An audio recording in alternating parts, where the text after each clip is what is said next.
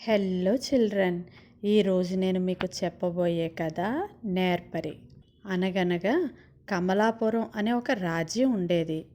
ఆ రాజదర్బారులో మంత్రి సహాయకుడు కొలువుకు పోటీ నిర్వహించారు. అందులో పాల్గొని అనంతుడు, ఆనందుడు చివరి దశ వరకు చేరుకున్నారు.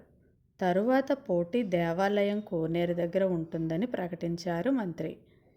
ఏ పోటీ నిర్వహిస్తారా అని ఆసక్తితో ప్రజలందరూ అక్కడికి చేరారు.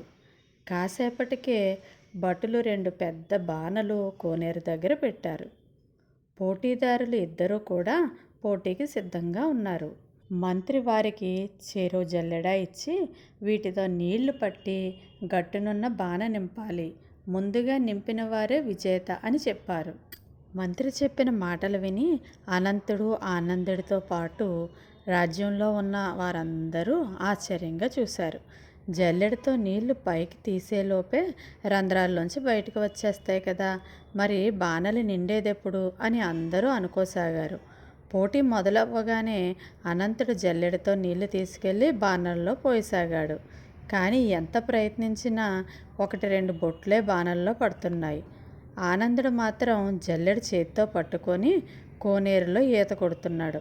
ప్రజలంతా అనంతుడు పడుతున్న శ్రమ చూసి బాణలి నింపలేకపోయినా ప్రయత్నం చేస్తున్నాడు కాబట్టి తనే గెలుస్తాడు అని అనుకున్నాడు. కొంత సమయం గడిచిన తర్వాత ఆనందుడు ఈదడం ఆపేసి జల్లెడతో నీళ్లు బాణల్లో పోయడం ప్రారంభించాడు. అప్పుడు అతని జల్లెడలో నుంచి నీళ్లు బయటకు కారిపోవడం లేదు. దాంతో అందరూ ఆశ్చర్యపోయారు. కాసేపటికి అతని బాణ నిండింది. ఇది ఎలా జరిగిందో పరిశీలించి మంత్రి ఆనందుడిని విజేతగా ప్రకటించాడు. అక్కడున్న వాళ్ళందరూ ఆనందుడు బాణలి ఎలా నింపాడు అనే సందేహం కలిగింది. అప్పుడు ఆనందుడు జల్లెడతో బాణని నింపడం అసాధ్యం, అందుకే కోనేరును పరిశీలించాను. దేవాలయం పక్కనే ఉండడంతో భక్తులు వేసిన నాణాలు ఇందులో ఉన్నాయి. ఈత కొడుతూ వాటిని జల్లెడలో వేసుకున్నాను. దాంతో జల్లెడ అడుగు భాగం అంతా వాటితో నిండింది. ఆ తర్వాత దాంట్లో నీళ్లు నింపి బాణలిలో పోసాను అని చెప్పాడు.